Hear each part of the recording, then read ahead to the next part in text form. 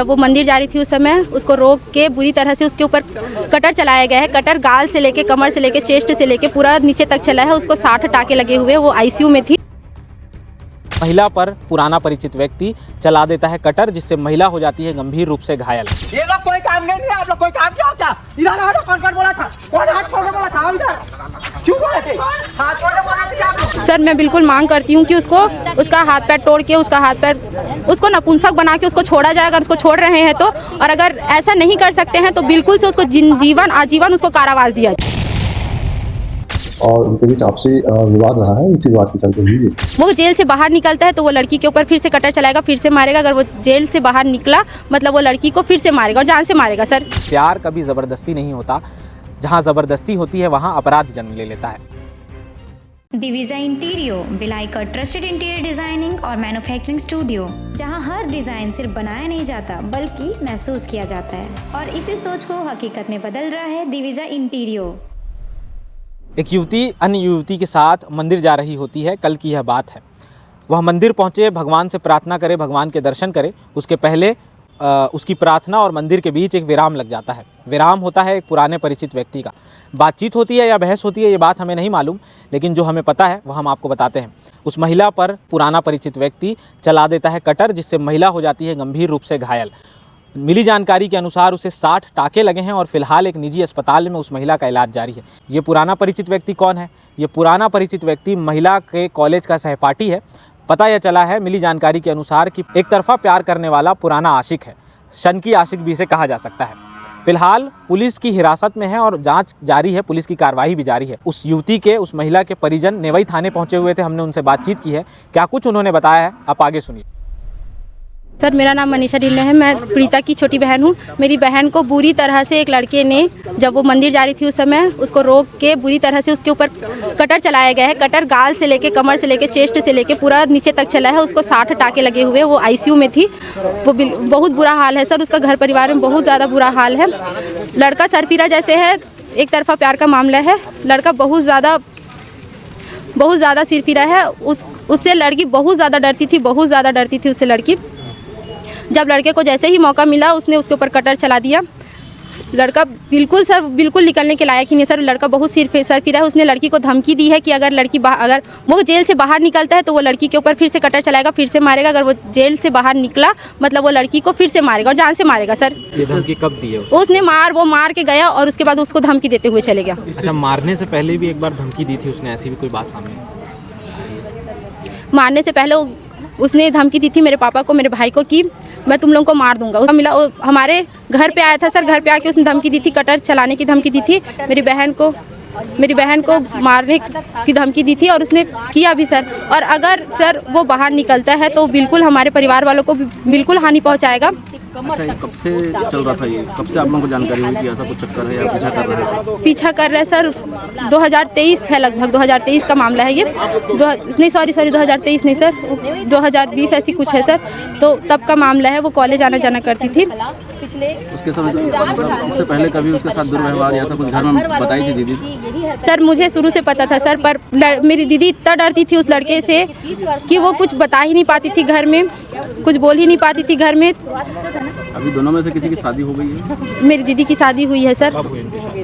उनका 2 साल पहले हुआ था सर। जब वो पहली बार धमकी दिए तो उस समय आप लोग थाने में कुछ शिकायत? नहीं सर, वो मेरी बहन बहुत डरी थी सर। मेरी बहन बहुत डरती थी। वो डर के कारण ही उसने नहीं किया सर। अगर वो लड़का जो है, वो जो आरोपी है, वो बाहर निकलता है तो बिल्कुल उससे मेरी बहन को खतरा है, उससे मेरे परिवार वालों को खतरा है, उससे मुझे खतरा है, मेरे भाई को खतरा है, हर किसी को खतरा है सर। शादी होने के बाद भी लगातार संपर्क करने की कोशिश कर रहा था? नहीं सर, संपर्क करने की कोशिश नहीं करता था। वो जब घर आती थी उसका ऐसे कोई वो नहीं था कि वो संपर्क करने का कोशिश करे। आपका घर और लड़के का घर चंद्रकला है, 24 वर्ष की उम्र है। हाल ही में लगभग आधा किलोमीटर पड़ जाता होगा। और बताया ये जा आधा किलोमीटर 300 सेंटीमीटर कुछ पड़ जाता। फैमिली बैकग्राउंड क्या है लड़के का? सर मुझे नहीं पता सर, नहीं उतना नहीं पता सर मुझे कि क्या। आप लोग थाने में एफआईआर दर्ज करवाए हैं? क्या वालों ने परेशान होकर आश्वासन दिए हैं सरकार की लड़के को सख्त से सख्त कार्रवाई की जाए करके सर, पर मुझे नहीं लग रहा है सर। मुझे ये लग रहा है कि लड़के को बिल्कुल से जमानत पे छोड़ दिया जाएगा, क्योंकि लड़का जो है बहुत बड़ा गुंडा बना फिरता है और बिल्कुल उसका डर बिल्कुल बना हुआ है हमारे घर तरफ, हमारे घरों में बिल्कुल बना हुआ है सर। अगर मेरे घर वालों, मैं तो साफ बोलती हूँ सर, अगर मेरे घर वालों को बिल्कुल भी एक खरोच भी आया उसके कारण से, तो मैं इसकी पूरी की पूरी जो है जिम्मेदारी हमारे प्रशासन को दूंगी। बिल्कुल सही। आपकी बहन की हालत कैसी है? सर बहुत बुरी हालत थी, उनको अभी उसको आईसीयू से बाहर निकाला गया है। अभी आप लोग किस तरह की मांग करते हैं कार्रवाई? सर मैं बिल्कुल मांग करती हूँ कि उसका हाथ पैर तोड़ के, उसको नपुंसक बना के उसको छोड़ा जाए, अगर उसको छोड़ रहे हैं तो। और अगर ऐसा नहीं कर सकते हैं तो बिल्कुल से उसको जीवन आजीवन उसको कारावास दिया जाए। दोनों में से कोई एक सजा चाहती हूँ। उसको नपुंसक बना के हाथ पैर तोड़ के छोड़ो, या फिर उसको अगर उसको छोड़ रहे हो तो नपुंसक बना के हाथ पैर तोड़ के छोड़ो, और अगर नहीं छोड़ रहे हो तो उसको जिंदगी भर अपने पास रखो।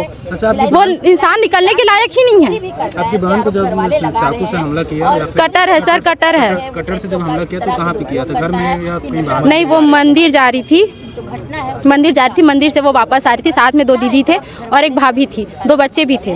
उन्हीं के सामने ही उसने सीधा आया और कटर मार के चले गया सर। इनकी फैमिली के बारे में बताएंगे, आपके पापा मम्मी और इनके हस्बैंड क्या करते हैं? मेरे जो जीजा है वो मंत्रालय में है।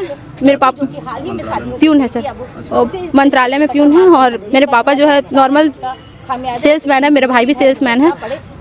मेरी मम्मी नॉर्मल हाउसवाइफ है सर, और मैं इसी स्कूल में टीचर हूँ, दीक्षा पब्लिक स्कूल में सर। आपने सुना कि पीड़िता की बहन ने क्या कुछ कहा। वह पीड़िता की बहन और उसका भाई दोनों अभी नेवई थाने पहुंचे हुए थे। उसकी बहन का इलाज जारी है। जानकारी के अनुसार वह आईसीयू में भर्ती थी और उसका इलाज जारी है। इनकी एक ही मांग है कि कड़ी से कड़ी कार्रवाई की जाए, और ये लोग उस व्यक्ति को अपने पूरे परिवार के लिए खतरा मानते हैं। इनका मानना है कि अगर वह व्यक्ति जेल से छूटता है, वह कथित रूप से धमकी भी दे चुका है कि छूटने के बाद वह इनका कुछ ना कुछ नुकसान करेगा। इसलिए ये लोग कड़ी कार्रवाई की मांग करते हैं।